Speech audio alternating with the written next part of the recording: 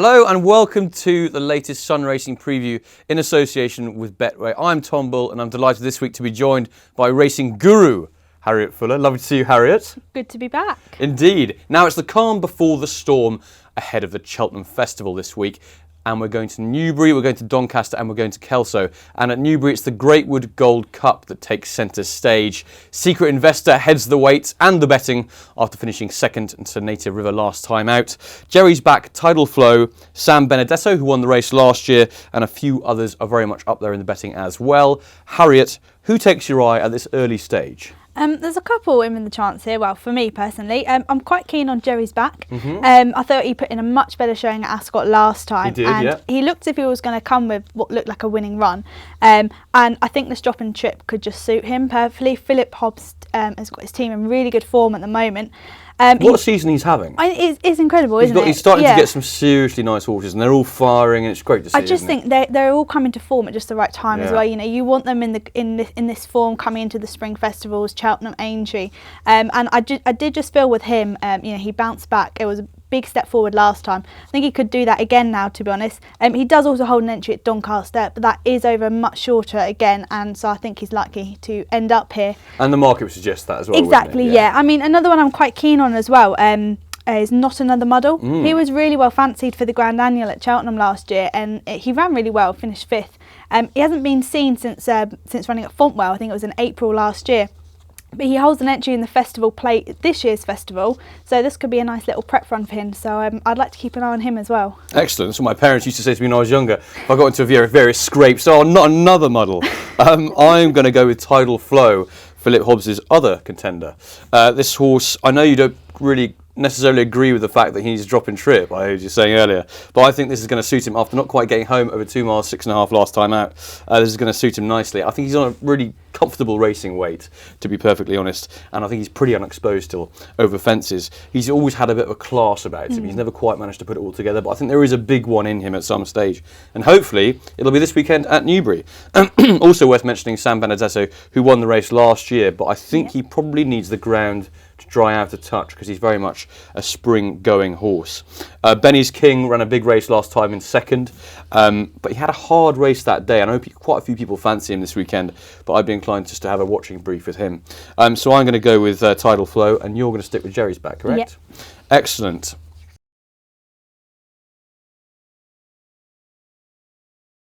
Moving up north now to the Grimthorpe Chase, always a bit of a slog, a stamina test, 3 miles 2 at Doncaster. Definitely Red heads the betting and again heads the weights here after his second in the Peter Marsh last time out. Class act on his day, although this will be tough from the top of the handicap. Secret Investor, who also holds a entry here, but is more likely to go to Newbury, Yaltari, Worthy Farm, Beware the Bear, Now McGinty, St Xavier and a few others, including Chidswell, who I think you're about to talk about. Yeah, I'm quite keen on him. He won this last year and he does come into this off £5 higher, but he's put in 2 really good runs this season. I think he's almost been like warming up. He hasn't really been disgraced in them. You know, he's kind of run well, but I think returning to this track and also this distance as well, I think, the ground's going to suit him, and it would be great for Nicky Richards to get another big winner with him. Absolutely. He's actually had a very good season as well. Yeah. His horses always seem to run well at these kind of tough northern hardy tracks, don't they? Possibly because he's quite tough and hardy himself. Yeah, I think they take after him a bit, don't they? Exactly. Excellent. Well, is that any other selections there, or just Chidswell? I think obviously you have to look at Worthy Farm as well. Indeed, yeah. He's been really well fancied for this. Again, Paul Nicholls, he's got his horses in brilliant form at the moment. If he gets there. That is another question. Definitely Red. He's such a high-class performer as well. Oh, he is, yeah. Every race that he Charlie goes Hall in, winner. yeah, you have to give him a chance, don't you? Although I do think it might be quite tough with his weight coming into this. There's definitely a few that are further down the weights, which might leave him a little bit vulnerable. Yeah, I completely agree with you. One of those I'm going to tip up is Now McGinty. I still think there's a big race in this one, because I know he ran a bit of a lifeless race in the Welsh Crown National last time out, but I just think that race, it's such an idiosyncratic track, it's such an idiosyncratic race, that sometimes things can just go wrong. He has won at Chepstow in the past, but he was never going from an early stage, and that just was not his running at all. On his second behind Gold Cup contender Santini earlier in the season, he'd have a massive chance off this current mark, because he wasn't raised much by the handicapper, and I think he's a class act on his day. This weight should be perfect for him. He's a strong stayer who'll love this kind of test. And I think if he can get a kind of easy lead or race prominently, which is what he likes to do, then he'll be very difficult to beat.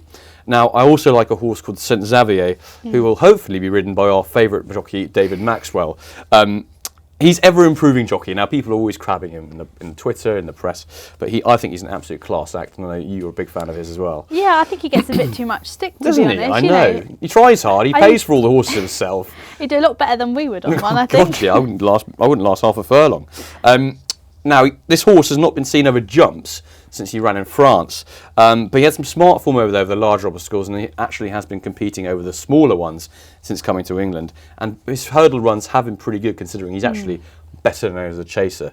And I think this may have been the target for him for quite a while, as he looks on a pretty fair mark over these larger obstacles. So hopefully he can run a big race, but I'm going to go with Now McGinty as my main pick in this, and you're going to go with Chidswell. Excellent stuff.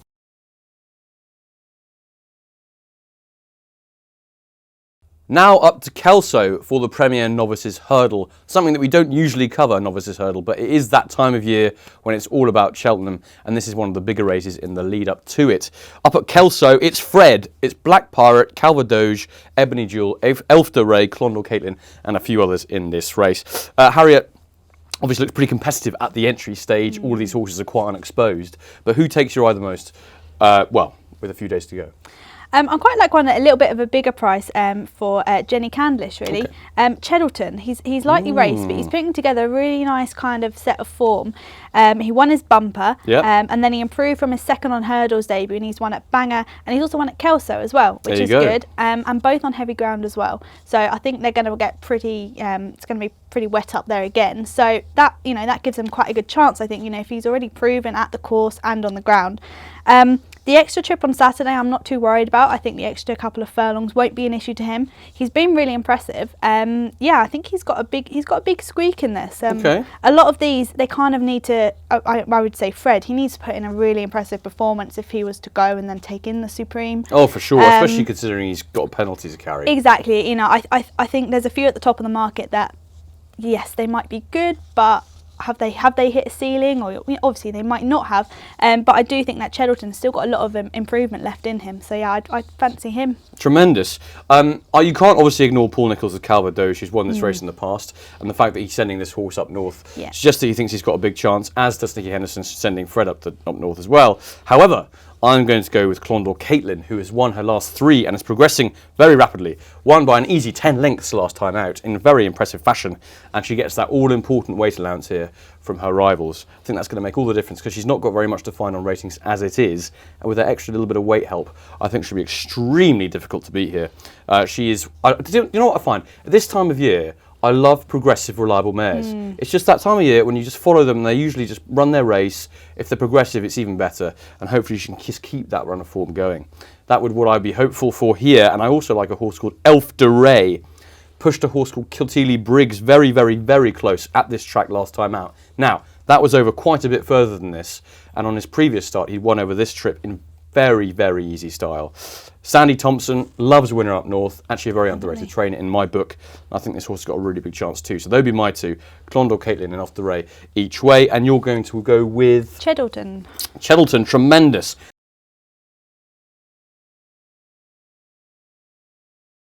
Now moving on to our Betway Lucky 15. 4 selections from us, the panel this week, all in favour of the Injured Jockeys Fund, with all proceeds going towards them at the end of the year. £1 stake on this bet this week. Now, I know you're a big fan of Jerry's Back, so we're going to stick that in the Great Wood Gold Cup. Clondal Caitlin for me in the Premier Novices Hurdle. Chidswell in the Grimthorpe. Chidswell. Tremendous. And I think one race that we haven't covered, but one that's got a massive chance, is Top Notch in the listed chase up at Kelso as well.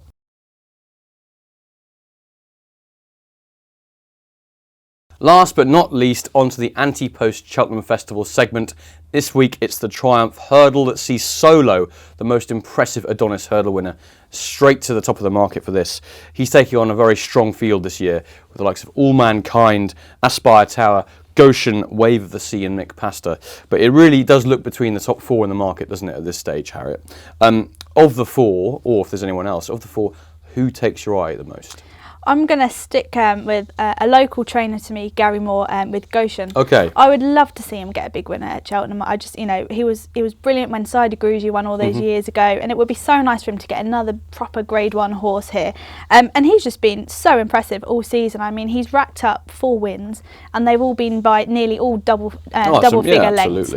Last time out when he won, he actually lost both his front shoes. Now, normally that can come up as an excuse for why a horse loses, yet he still lost them, and he still won. But I think it made him go faster. Yeah, and I think it's still a little bit of a less weight on him. And yeah, exactly. He's shot away. Obviously, I have a little bit of concern over his jumping, but he's had these runs now, and I think that experience will have done him good. Sometimes you see like quite unexposed horses coming into the Triumph, and it can be quite hard for them to kind of deal with everything that goes on. He is a bit of a live wire. I think him and All Mankind might have possibly a little battle up front. If Goshen is sensible and his jockey is sensible, he might just take a sit in behind him and maybe let All Mankind make the running, and hopefully he'll give him a nice lead into the race. Yeah, absolutely. And as we saw last time out when he won last time, that he did start off in the lead, but as soon as a horse went in front of him, he started to jump a little bit better. So maybe that is what they'll be thinking, and I hope that is the case, because I'm going to go with All Mankind, who I think will need to get an easy lead. He was outrageously impressive at Chepstow over Christmas, wasn't he? Massively. In that finale hurdle. I mean, it was just amazing the way he shot off. I thought he'd gone way too fast.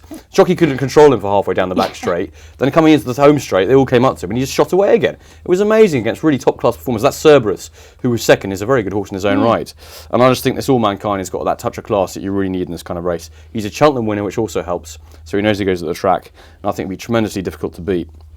Solo obviously was impressive at Kempton last weekend, and Paul Nicholls loves to have a winner of the Adonis and then chucking one into this race. However, I think he might have been raised in the handicap a bit too much. I mean, I know it's not handicap, but the fact that he's given such a high rating compared to the others does seem a bit strange. I mean, he's still got a bit to prove in my book. And then obviously Aspire Tower, who's got a bit to prove as well after last time, but he's got all the talent in the world. We know that from his previous 2 runs. Well, I mean, he was all the talk of the race, really, wasn't he? It was all about Aspire Tower, and then suddenly he falls, and we're all left sitting and thinking, oh, who else might be able to take advantage?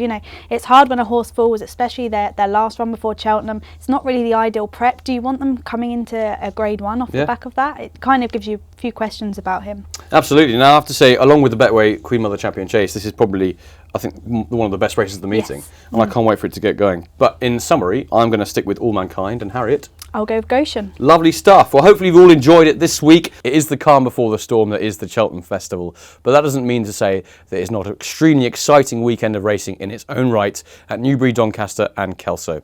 With any luck, we've given you some winners to look out for, and we'll see you all very soon.